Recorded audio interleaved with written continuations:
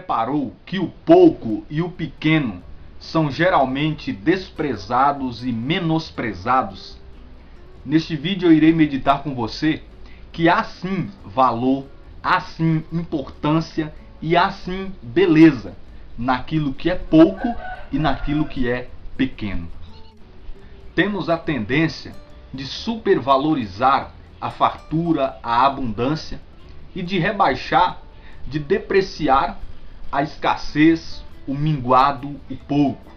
Por exemplo, o rico, ele é bajulado, o rico, ele é bem acolhido, enquanto o pobre, que tem pouco, geralmente é humilhado, é desprezado. Nós também temos a tendência de nos encantar, admirar, nos maravilhar com coisas grandiosas, com coisas extraordinárias, e não dar o mínimo valor para aquilo que é simples, para aquilo que é pequeno.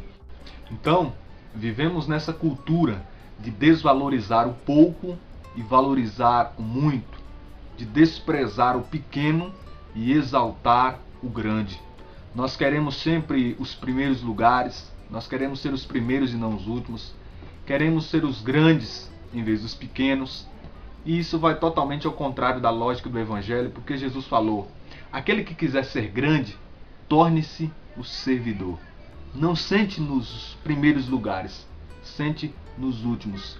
Então nós precisamos rever essa questão de pouco e de muito, de grande e de pequeno. É claro que o pouco e o pequeno só ganham valor se estiverem na lógica cristã, pois se virem da parte do maligno, do mal, eles podem ser sinônimos de miséria, de mediocridade. Por exemplo, não é louvável ter uma pequena fé, ter pouca fé. Não é louvável ter pouco amor no coração, ter uma pequena vida espiritual. Essas coisas são mediocridades, são coisas que não estão de acordo com o Evangelho, com a graça de Deus que é abundante na nossa vida. Nesse vídeo, nós iremos meditar sobre o pouco e o pequeno numa outra perspectiva. O pouco é o princípio de muito. Não diz um ditado por aí que de grão em grão a galinha enche o papo? Em 1 Reis, no capítulo de número 17, a palavra diz que Elias chegou à porta da cidade de Sarepta e ali encontrou uma viúva. Então ele disse para aquela viúva: vai buscar um pouco d'água para que eu beba. E ela foi, mas ele gritou: traga também para mim um pedaço de pão para que eu coma. Então olha o que a viúva disse: pela vida de Deus, não tenho pão cozido, só tenho um punhado de farinha na panela e um pouco de óleo na ânfora. Estava justamente apanhando 2 pedaços de lenha para preparar esse resto para mim e o meu filho, a fim de comermos e depois morrermos. Então Elias replicou: não temas, volta e faze como dissestes, mas prepara-me antes com isso um pãozinho e traze para mim, depois prepararás o resto para ti e o teu filho. Porque eis que diz o Senhor Deus de Israel: a farinha que está na panela não se acabará, e a ânfora de azeite não se esvaziará, até o dia em que o Senhor fizer chover sobre a face da terra. Então a mulher foi e fez o que disse Elias. Durante muito tempo ela e seu filho, além de Elias, tiveram o que comer. A farinha não se acabou na panela, nem se esgotou o óleo da ânfora, como o Senhor o tinha dito pela boca de Elias. Do pouco, o muito. Deus multiplica. João capítulo de número 6, a palavra diz que Jesus multiplicou para a multidão 5 pães e 2 peixes, e todo mundo foi alimentado e ainda sobrou. O pouco é o princípio de muito, porque o pouco nas mãos de Deus se torna muito. Precisamos ser fiéis no pouco para que Deus nos confie mais, para que Deus nos confie o muito que Ele tem para nós. Na parábola dos talentos, em Mateus capítulo de número 25, o Senhor diz ao seu servo: muito bem, servo bom e fiel, já que fostes fiel no pouco, eu te confiarei muito. Por quê? Porque quem é infiel nas pequenas coisas também será infiel nas grandes. Quem, por exemplo, rouba uma bala, nada impedirá que ele um dia possa roubar uma agência bancária, possa roubar um banco. Então quem procura não se corromper nas pequenas coisas também não irá se corromper nas grandes, porque é uma caminhada. As grandes coisas começam das pequenas, o muito começa do pouco. Então nós precisamos nos manter fiéis nas pequenas coisas, nas poucas coisas da vida, e assim nós seremos fiéis até o fim em todas as outras coisas que virão pela frente. Qualidade é diferente de quantidade. Deus valoriza o pouco com qualidade que o muito sem qualidade. Porque através do pouco, Deus pode agir muito. Através de um sozinho, Deus pode fazer uma grande obra nesse mundo. Através do sim da Virgem Maria, a salvação estendeu sobre a terra inteira com a vinda do nosso Salvador Jesus Cristo. Então olha o que diz Romanos no capítulo de número 5, versículos 18 seguinte: assim como pela desobediência de um só homem foram todos constituídos pecadores, assim pela obediência de um só todos se tornarão justos. Ou seja, por meio de Jesus Cristo, a salvação, a justiça estendeu-se sobre a terra. Então Deus conta com um, e através desse um ele pode fazer uma obra enorme na face da terra. Assim foi com Abraão, aquele homem sozinho. Deus olhou para Abraão e disse: através de ti eu farei uma grande nação. E assim foi, Deus contando com José, Deus contando com Moisés, Deus contando com Josué, Deus contando com os profetas, com pessoas que tinham um propósito, e Deus podia fazer através daquelas pessoas muito. A Bíblia, contando a história de Gideão, diz em Juízes capítulo de número 7, que havia muitos homens acompanhando Gideão para enfrentar os madianitas, mas Deus falou: essa gente que vai contigo é muito numerosa, eu preciso passar uma peneira aí, porque se vocês ganharem vão atribuir o sucesso a vocês mesmos, e essa glória é minha. Então Deus passou a peneira naquele exército de Gideão, de modo que sobrou apenas 300 homens. E Deus falou: através desses 300 eu entregarei Madian em suas mãos. Porque o pouco com Deus faz muita diferença. Então Deus prefere contar com poucos discípulos que trabalham, que são verdadeiros, que são fiéis, do que uma multidão que não faz nada pelo reino de Deus.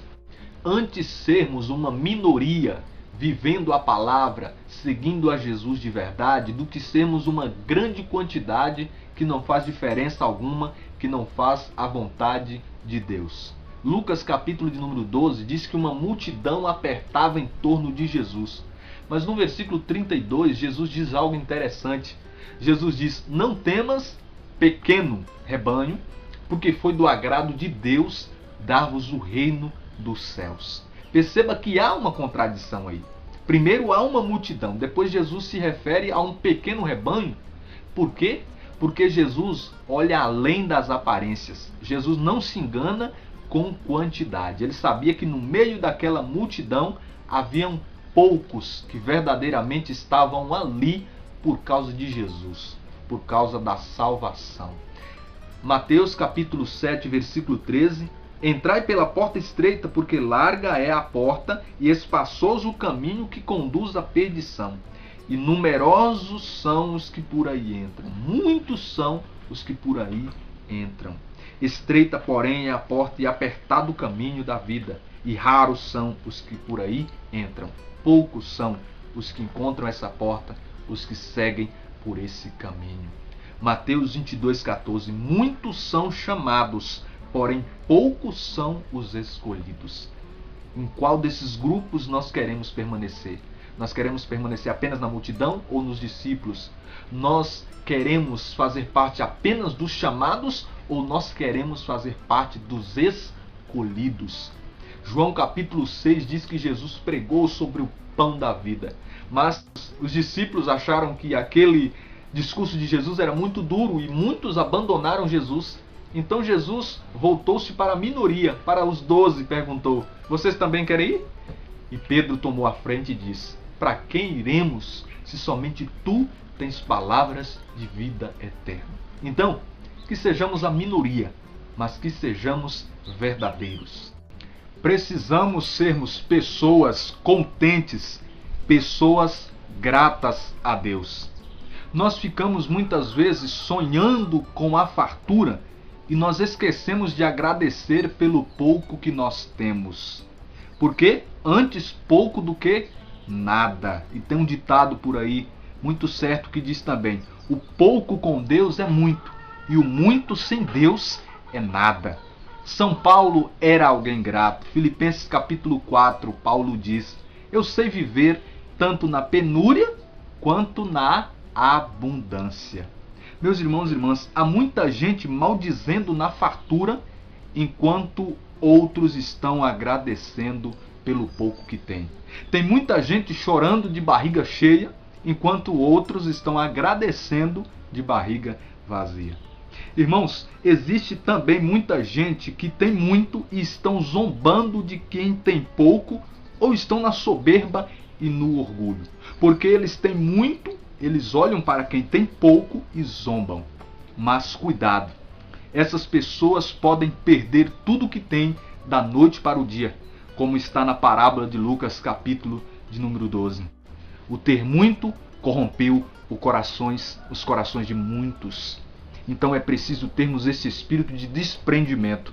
E quando nós temos pouco, é muito mais fácil nós agradecermos a Deus, porque nós dependemos mais de Deus. Aqueles que têm muito, geralmente, não significa que são todos, geralmente eles se sentem os donos de si mesmo e são autossuficientes. A palavra diz também, irmãos, Provérbios 15:16, sobre o pouco: vale muito mais o pouco com o temor do Senhor que um grande tesouro com a inquietação. O pouco com a simplicidade, com a tranquilidade, com a paz, vale muito mais do que o muito com grande falta de paz. Provérbios 16:8. Mais vale o pouco com justiça do que grandes lucros com iniquidade. Contente você com o pouco que tem, que foi adquirido com suor e com honestidade, e não inveje aqueles que têm muito, mas adquiriram com injustiça, com desonestidade. Deus está no pouco.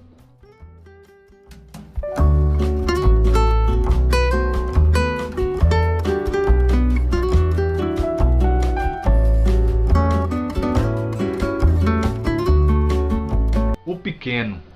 Aprendamos a valorizar também o pequeno, pois mesmo Deus sendo grandioso, ele se deixa encontrar no pequeno e ainda age através do pequeno, através das coisas pequenas. O nosso Deus é grandioso, irmãos. Isaías 66:1 diz assim: Deus cujo trono está nos céus e os pés estão na terra. A terra é o apoio dos seus pés. Olha só a grandiosidade do nosso Deus. Mas mesmo Deus sendo esse Deus imenso, incomensurável, ele nasceu no meio de nós como uma pequena criança e ali estava dentro de uma manjedoura. Nós também já fomos crianças um dia. Nós já fomos pequenininhos um dia. E aqui eu já quero me ater com você que o pequeno evolui para o grande, assim como o pouco evolui para o muito. Então, o pequeno, irmãos e irmãs, precisa ser valorizado. Quem vê a grandeza do leito de um rio, não imagina a pequenez de sua nascente. Porque ele nasce ali na sua pequenez, mas mais águas vão ajuntando ao seu leito e ele vai crescendo. Porque o pequeno evolui para o grande. Toda a matéria nessa terra, olha só que interessante, é formada por minúsculos átomos, minúsculas partículas, mas essas minúsculas partículas fazem muita diferença, pois elas formam a matéria em cima da terra. Mateus capítulo 13, do versículo 31 ao 32, o grão de mostarda. Olha só que linda essa parábola. O reino dos céus é comparado a um grão de mostarda que um homem toma e semeia em seu campo.